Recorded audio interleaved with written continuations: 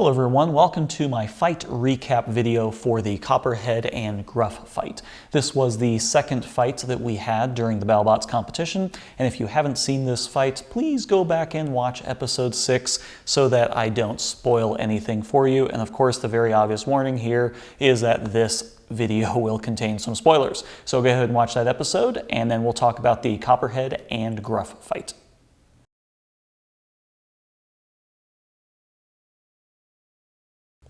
So this was the very first fight that I have ever driven during BattleBots. Obviously the first time I've ever been to BattleBots, but this was the first fight that I actually got to drive the robot, and that was an interesting experience. More on that later. So a little bit of background. So Copperhead actually had two fully functional bots. If you look very closely, you can see a slight difference in the paint color scheme on the two bots. We had basically the primary bot, which was the one that we used during the Scorpios match, which had the damaged drum. And then we had the secondary bot, which was the one that we used in this Gruff fight. And both of these bots were fully built, fully functional, and pretty much identical. There was a slight difference in the weapon pulley. I think they had a slightly different ratio, and I can't remember which one went faster, which one went slower, but they're effectively the same. For the Gruff fight, we ended up using the backup bot, which was considered my bot because it was programmed to my radio. And we did that not really for any real reason other than I just wanted to get some experience actually fighting at BattleBots. Now, one thing to remember is that BattleBots is a TV show, and it is very much a TV show. And they will cut dialogue and they will make things appear a certain way. They kind of were implying that Zach was handing off the controls to me because he felt that the fight really wasn't important or Gruff was really easy. None of that's the case. It really wasn't like that at all. We just didn't want to have me control the very first fight because we had never really run Copperhead before. We had no idea how it was going to be. We had no idea how it was going to interact in the arena. So after the Scorpios fight, we kind of found out, okay, it does the thing, it works, it does everything the way it's, seemingly supposed to. So for the second fight, we felt with Gruff being a not damaging bot, it doesn't have a spinner, it just has a lifter, the risk was lower, so this was a good opportunity. That's saying nothing to Gruff or their abilities or how good their bot is. It's more just that it was a strategic way for me to test out Copperhead and to test out the second bot. All that being said, we were obviously pretty happy with the matchup versus Gruff. Now, once again, this is not to minimize or say anything negative about Gruff, not at all. Gruff is a very solid bot. I have actually seen them compete several times at Robo Games previously, and I always really liked them. They're a very sturdy bot. If you go and do the Google thing and look online, I think, not Minotaur, but Toro Maximus. Toro Maximus, which is Minotaur's other bot. Toro Maximus versus Gruff, you can see that. They're a very dominating, very well-controlled bot. They're kind of like a sewer snake, and then they just get right on you, don't let go, and very unrelenting. This is difficult for a bot like Copperhead, but as I said, at the end of the day, they're not just going to split us in two. It's going to be a difficult driving match, but not necessarily a high damage for us match. So, good matchup for early on, not a good matchup for later on when you really, really need that win. But as a second fight, there could have been a lot worse matchup. So we had we kind of had that going for us. I did a little bit of research, I kind of looked at them a little bit, took some pictures and kind of looked at the forks.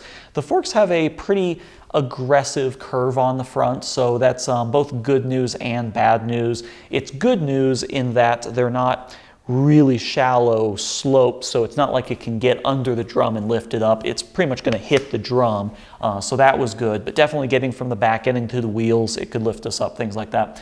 But we weren't too concerned about that. I've demonstrated in a previous video, maybe I'll throw in the clip here again, that Copperhead can pretty self-easily right, and if you did watch this fight, you can tell that it can go from upside down to right side up, and vice versa pretty quickly. So we really weren't too concerned about that, but what we were concerned about is actually getting a knockout on Gruff. It is a solid little tank of a bot, and even if we flip it upside down, it can pretty easily self-right with the lifting arm, so we weren't really too sure about the strategy on how to knock them out. The name of the game here is to show control, show aggression, and show damage. I knew going into it that showing the control was going to be just completely gone. And we did have some drive issues, very obviously. I'll go into that later. But actually showing control, there's just no way you're going to get points against someone like Gruff. That is their bread and butter. That's what they're going to do best. Showing aggression, we can do that, and I think we pretty adequately did that. And then damage. They probably weren't going to damage us. We were going to damage ourselves, and we could potentially damage them. So that was the strategy here, is just try and show some damage, try and get the drum on them, get some flips, get some hits, and try and show some aggression. Okay, let's see if the focus issue is fixed. I'm using a slightly different camera setup and the focus is being weird, but anyway, let's talk about drive. So in the Scorpios fight, we were using, robot A, I guess, the primary robot, and we had the screws back out of the one wheel, which was really unfortunate, and then on the other wheel we had the chain snap. So that was a completely different bot with completely different drive issues.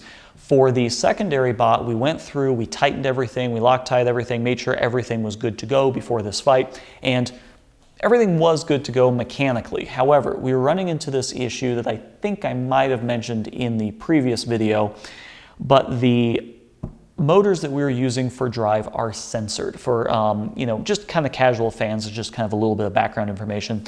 A normal motor just has 3 leads coming off of it for brushless, and you send power to the leads, makes the motor go spin, spin. Well, you can do that is uncensored. For a censored motor, it actually has a sensor inside that tells the position of the motor, so you can read that back into the motor controller and see if it's driving, see how fast it's driving, add more power if it needs more torque, little things like that. Censored is good for drive because it gives you that kind of feedback mechanism to tell it what the motors are actually doing. So you can say, move at 50%, and if you're pushing against a bot, it will just make sure that the motors are physically moving at 50% speed, whatever. So our drive motors were censored, brushless motors, and in addition to that positioning sensor, there's also a temperature sensor. And as it turns out, on this bot and possibly on the other bot, we didn't really investigate that much further, the temperature sensor was giving us a really strange reading. So when we looked at the data logging of the actual ESC, the speed controller, we were finding that it was throwing a lot of these errors that temperature out of range, temperature too high, temperature too low. And what was happening is it was just dropping out and rebooting. And if you kind of rewatch the match knowing that, you can see that it was driving just fine. And then it would all of a sudden just kind of start acting really weird, and that really wasn't my terrible driving. That was actually the motors cutting in and out. And in a couple places you can hear Zach or Casey being like, get out of there, get out of there. Trust me, I was fully hitting the stick forward and nothing was happening. And so let me play this little clip for you. Right after the match, we went out and tested the drive, and this is what happened. In this video, I am actually just trying to drive straight. So when you watch this video, know that I am just trying to go a straight line, and this is what's happening. When you have a 2-wheel bot and you're going straight and one motor just cuts out, it's going to spin and just turn. On the radios, there's also a lot of programming, especially on my radio, to where you have your 2 wheels, right? When you go forward, they both go forward, you go backward, they both go backward. When you turn right, let's say, this wheel will turn more and it will turn right. Now I have a lot of different proportional things set up to where when I turn, it's only like 20% throttle. So instead of turning like this, I turn nice and slow, which is good for a drum bot where that gyro force is going to cause one end to flip up in the air. I had all this programmed in my radio to do these nice kind of wide sweeping turns so I didn't pop up in the air. Well, the problem is if one drive motor is cutting out, when you go forward, you're going to go at 100%.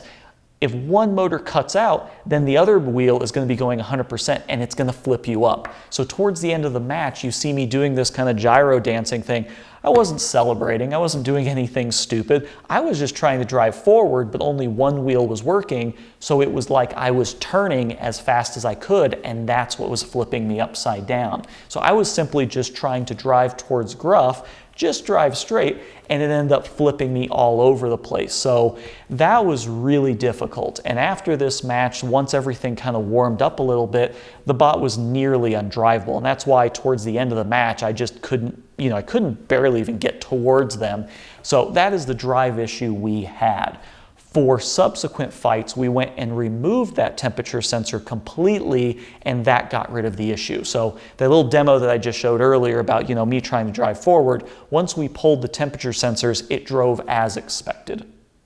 For this recap video, I have the advantage of 1, having been at BattleBots, 2, having driven Copperhead, and 3, had a long time to kind of sit and think about things, then rewatch the match, and then also see the internet talk about things. So the next thing that I want to include in this video is the judge's decision. I've seen a couple threads on Reddit, kind of talking about the judge's decision, split decision, things like that. And, having been there and having driven the match and also seeing the damage afterwards, I think the decision was fair. I don't think this was really one of those controversial decisions. That's not to say that we should have won with a unanimous decision or anything like that, but after the match, Copperhead had 0 damage. There was just a couple little paint scratches or something like that. We had maybe some scuffs here and there, but generally speaking, we took absolutely no damage from the fight. Control, 100% to Gruff. That was our fault for the drive issues. 100% of the control goes to Gruff. In terms of aggression, I could see some sort of split here. We tried to be aggressive. I tried to be as aggressive as I could, but the drive prevented that from happening. I don't think you can count points for aggression on intention. I don't think you can say, well, they intended to be really aggressive, they just weren't. At some points we were aggressive, and at other points when the drive wasn't working, we weren't aggressive. However, Gruff was aggressive the whole time. They did have some drive issues towards the end, but generally speaking, they were very aggressive. So that was kind of a split. So if you split the aggression, give a couple points to us, a couple points to them, and then you get the control 100% to Gruff, then we're only left with damage. Now damage, let me fix that real quickly. Damage is the most important category, at least in terms of BattleBots scoring, and at the end of the day, we had no damage. We did actually a pretty significant amount of damage. Probably through this whole little conversation, I'm showing pictures of Gruff. Here's some damage here. And here's also some more damage. There was some good damage on Gruff. We didn't stop anything from working, but their forks were very squirrely at the end. It looks like they kind of got caught in a rainstorm. They were just kind of off to the side. So their forks were really damaged. We hit their sides a couple times. There was some damage there. Nothing critical. They're a really tough bot, really difficult bot to knock out, as I've said before. But if you looked at both bots side by side, Copperhead looked new, Gruff had some damage. Damage definitely went to them, and that is how the decision shook out. So I think it was a fair decision. I don't think anyone's saying that this was a really controversial fight. Had we had drive, we would have liked this fight to have been a little bit more decisive victory for us, but overall, I think it went fine considering. One thing that I don't think they've ever actually shown on BattleBots is, so when you win the whole thing, you get the giant nut, and when you win the Desperado tournament, you get the giant bolt thing. But if you win an individual fight, you get one of these little disc token things, and it says BattleBots winner on it. And so I am now one of the proud owners of one of these tokens for winning the fight against Gruff. And it is a very long and hard journey to get one of these stupid little things of metal.